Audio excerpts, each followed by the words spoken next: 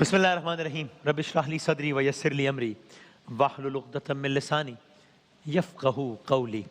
سرکار دو عالم صلی اللہ علیہ وآلہ وسلم کی سیرت مبارکہ کے بیان کا ارادہ ہے انشاءاللہ، اور اس سے پہلے کے واقعات میں آپ کی خدمت میں عرض کیا سرکار دو عالم صلی اللہ علیہ وآلہ وسلم کے آباء و اجداد سے متعلق۔ آج انشاءاللہ جشن آمد رسول سرکار دو عالم صلی اللہ علیہ وآلہ وسلم کی دنیا میں آمد سے متعلق تذکرہ کریں گے انشاءاللہ۔ وقت تھا معصوم کلیاں مسکراتی تھیں، سبحان اللہ۔ ہوائیں خیر مقدم کے ترانے گنگناتی تھیں، ابھی جبریل اترے بھی نہ تھے کعبے کے منبر سے، اتنے میں صدا آئی یہ عبداللہ کے گھر سے، سبحان اللہ۔ مبارک ہو شہ ہر دو سرا تشریف لے آئے، مبارک ہو محمد مصطفیٰ تشریف لے آئے۔ سبحان اللہ سبحان اللہ۔ تو بچے کی پیدائش پر دنیا بھر میں خوشیاں منائی جاتی ہیں، لیکن مکے میں 12 ربیع الاول سن 571 عیسوی، ابھی 2021 چل رہا ہے نا، سر 571 عیسوی، ایک بچہ پیدا ہوا کہ جس کی پیدائش پر کل جہان خوشیاں منا رہے تھے۔ ہاں کوئی ایک ایکسیپشن تھا، نثار تیری چہل پہل پہ ہزاروں عید ربیع الاول، سوائے ابلیس کے جہاں میں سبھی تو خوشیاں منا رہے ہیں، یہ ایک ہی ایکسیپشن تھا۔ سبحان اللہ۔ ہاں کل جہاں خوشیاں منا رہے تھے، لیکن ساتھ ہی مکے والے اور خاص کر بنو ہاشم کے لوگوں میں خوشی کے ساتھ ساتھ ایک عجیب سی کسک تھی۔ ہاں، اور وہ کسک اس بات کی تھی کہ اس حسین و جمیل بچے کو سب دیکھ رہے تھے، لیکن یہ بچہ اپنے باپ کو اور اس کا باپ اسے دیکھنے سے محروم تھا، کیونکہ والد گرامی حضرت عبداللہ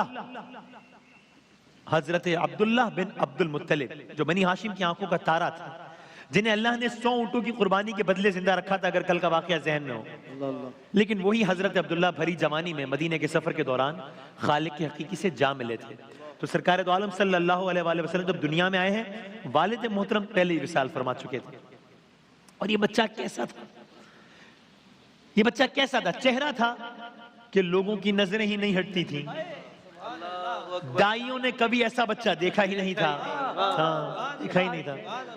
اور جب یہ بچہ سردار مکہ حضرت عبد المطلب جو اس بچے کے دادا تھے، حضرت عبداللہ کے والد حضرت عبد المطلب جو اس بچے کے دادا تھے، جب یہ بچہ ان کے ہاتھوں میں گیا نا، تو انہیں محسوس ہو گیا کہ ان کے ہاتھوں میں کوئی عام بچہ نہیں ہے، کوئی بہت خاص ہستی ہے۔ ہاں یہ وہی عبد المطلب ہیں جن کے ہاتھوں میں ان کے اپنے بچے اور پھر اپنے بچوں کے بچے بھی پیدا ہونے کے بعد دیے جاتے رہے، لیکن جو شان اس بچے کی تھی وہ عبد المطلب کی آنکھ نے کبھی دیکھی نہیں تھی۔ سبحان اللہ۔ عبد المطلب نے کیا نہیں دیکھی تھی؟ وہ چشمے فلک نے نہیں دیکھا تھا اس سے پہلے کبھی یہ منظر۔ سبحان اللہ۔ ہاں تو عبد المطلب باقی بچوں کو مبارکباد دے کر واپس کر دیتے تھے، لیکن اس بچے کو نہ جانے کیوں حیرت انگیز طور پر ماں کو واپس نہ کیا۔ پھر کیا کیا؟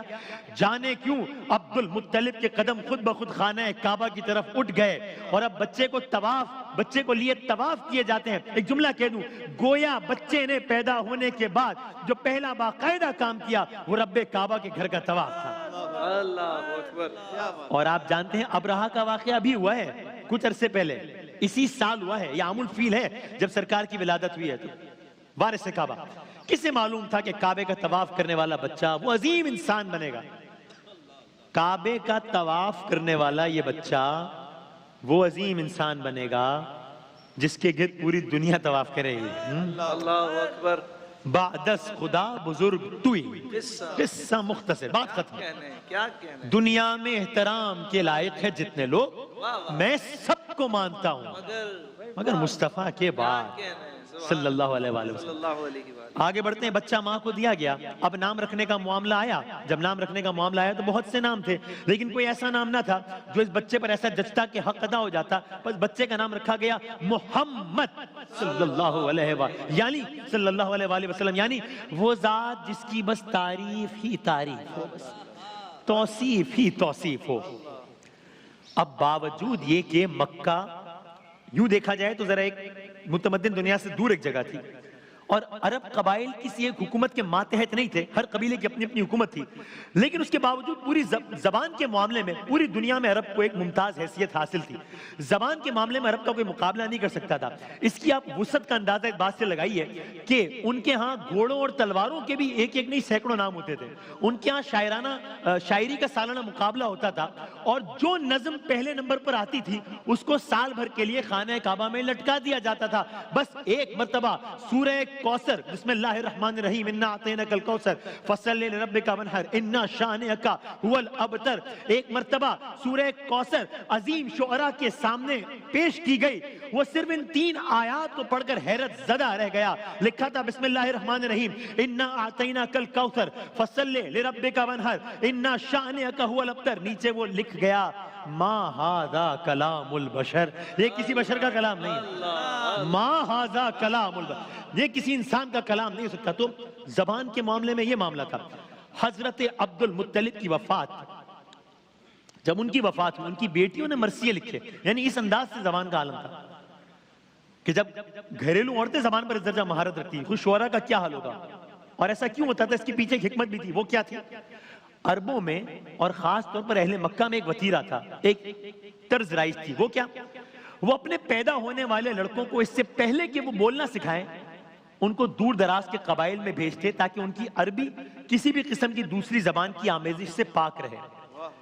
اس لیے کہ مکے کے لوگ تجارت کرتے تھے, اور دوسرے ملکوں میں جانے کی وجہ سے ان کی زبان میں دیگر زبانوں کے الفاظ شامل ہونے کا امکان تھا. تو بس حسب دستور بنو سعد, جو زبان دانی میں معروف تھا, اس قبیلے کی بنو سعد کی کچھ عورتیں مکہ آئیں تاکہ وہ نوزائیدہ لڑکوں کو اپنے ساتھ لے جائیں, ان کی پرورش کریں. یہ دستور تھا. دائیاں آتی تھی, بچوں کو لے جاتی تھی, ایک عرصے تک پالتی تھی, پھر واپس چھوڑ جاتی تھی. یہ قافلہ جو آیا ہے بنو سعد کا, اس کی بڑی دلچسپ داستان ہے. یہ قافلہ آیا ہے, یہ اسی سال کی بات ہو رہی ہے جب سرکار دو عالم صلی اللہ علیہ وآلہ وسلم کی ولادت ہوئی ہے. ہر دائی کو اپنے مطلب کا بچہ مل گیا, اور ساتھ ہی بچے کی پرورش کے لیے جو مناسب مال و متاع ہوتا ہے, جو پیسے ہوتے ہیں, جو فائنینشیل کمپنسیشن ہوتا ہے, وہی مل گیا.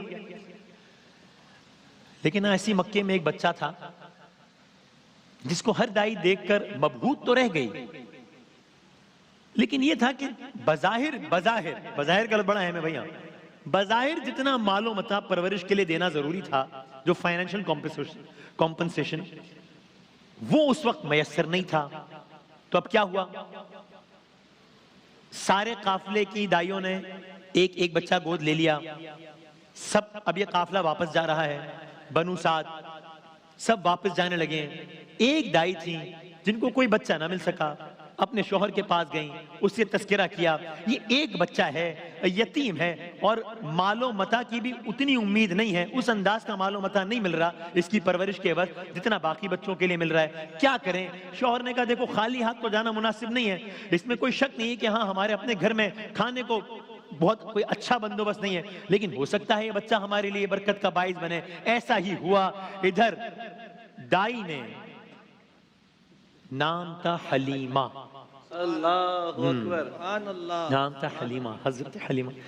ادھر دائی حلیمہ اس یتیم بچے, بظاہر اس یتیم بچے, لیکن قیامت تک کے یتیم بچوں کے سرپرست محمد مصطفیٰ صلی اللہ علیہ وآلہ وسلم کو لے کر اپنے شوہر کے ساتھ اس قافلے میں اونٹنی پر سوار ہوئی. منظر ہی بدل گیا. کیا ہوا بھائی؟ اونٹنی کی حالت ہی بدل گئی. کیا ہوا؟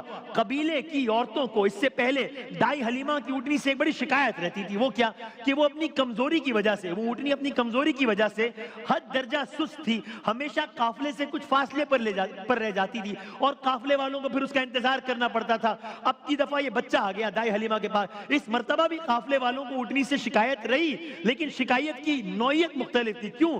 جب سے وہ سرکار دو عالم کی سواری بنی, اب اس کا حال یہ ہو گیا, اب قافلے والیوں کو نہیں بلکہ اونٹنی کی سوار حضرت دائی حلیمہ کو انتظار کرنا پڑتا. گویا اونٹنی ہوا میں اڑتی ہوئی قافلے سے آگے نکل جاتی تھی. اللہ اکبر, سبحان اللہ, سبحان اللہ. اب جب پڑاؤ کا وقت آیا, کیا کہنا, دائی حلیمہ کو فکر ستانے لگی کہ سب اونٹنیوں کے دودھ دوہیں گے, ہم بھوکے پیاسے نہ رہ جائیں. جو لاغر اونٹنی پہلے چل نہ سکتی تھی وہ دودھ کیا دے گی؟ لیکن اب جب دیکھا تو حیرت کی انتہا نہ رہی اس بات پر کہ اس اونٹنی سے اتنا دودھ حاصل ہوا کہ اس سے قافلے والے بھی سیراب ہوئے. قافلے والے بھی سیراب ہوئے. اور کیوں نہ ہو, اس پر سوار ذات قاسم تھی, تقسیم کرنے والی تھی. سبحان اللہ, سبحان اللہ. دائی حلیمہ نے اپنی ہمجولیوں سے کہا کہ وہ بھی آ کر اس بابرکت دودھ سے اپنے برتنوں کو بھر لیں. بس پھر کیا تھا, پورا قافلہ صرف ایک لاغر اونٹنی کے دودھ سے سیراب ہو گیا. سبحان اللہ. بلکہ بقایا سفر کے لیے بھی قافلے والوں نے وہ دودھ محفوظ کر لیا. گویا وہ سارا سفر پانی کے بجائے دودھ ہی پیتے رہے. سرکار دو عالم صلی اللہ علیہ وآلہ وسلم کی ولادت باسعادت سے آج سیرت سرکار دو عالم کا باقاعدہ آغاز ہو گیا صلی اللہ علیہ وآلہ وسلم. اب یہ قافلہ جا رہا ہے, مکے سے چل پڑا ہے, بنو سعد ہے, اونٹنی ہے, دائی حلیمہ ہے, سرکار دو عالم صلی اللہ علیہ وآلہ وسلم ہے.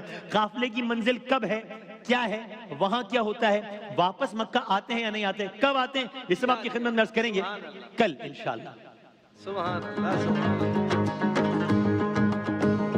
رحمت کبریا بہر خلق خدا بن کے